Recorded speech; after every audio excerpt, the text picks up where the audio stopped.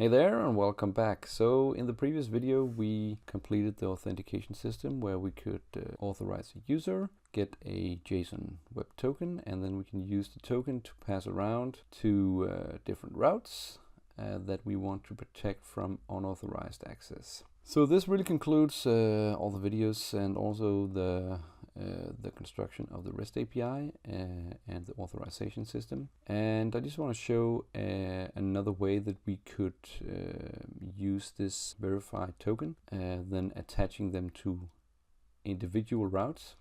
This is a very granular control because we can decide that we don't want to have it for the reads, and we can just skip them, and then we want them for delete and update maybe. Then we specify the verified token for those.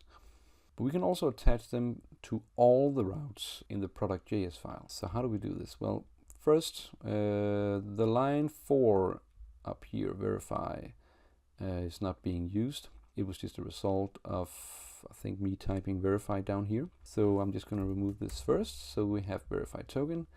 And if we want to apply this verified token middleware function to all the routes, we can do it like this. We can remove it from each individual route, and we can also remove this, take this with us, and then we can go to the server.js, and then we can import the verified token. Probably we need to change the path here because now server.js and validation is in the same directory, so we don't need to go out of a directory and into a new. So we just stay dot and then slash will give us the same directory, so we can get validation.js here.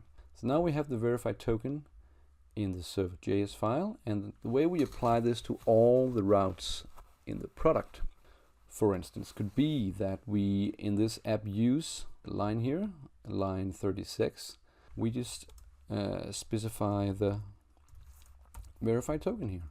So now it's going to be applied to all product routes that we defined up here. So basically all the routes defined in the product.js file. Okay, so if we go back to PostMan and we hit get all products, that is a simple route that just gets data for us. If we hit send now, we get access denied, get specific,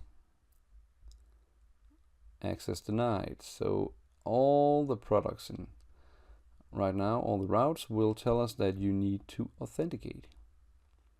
And now we got the create product where we had the auth token. We can see that if we hit send, it will actually send it. If we take away the auth token, it will tell us access denied. If we modify the if we invalidate the token, it will tell us token is not valid. Okay, so if we, let's just take this token with us. Let's go to the get all products because now this is not working. Access denied. We will go to headers and we're going to say auth token. Apply the token here. Now we can see all the products we made. Okay, so that is another approach to apply this middleware function across all routes defined right here. Okay, so this is the last video in this series about the REST API. We created all the routes, all the CRUD operations. We also extended it with authorization. So you need to log in with a user. You can create users, register them, and you can also log in and protect your routes. All right, thank you for watching the videos, and I hope you have made it work and have fun with this. Bye bye.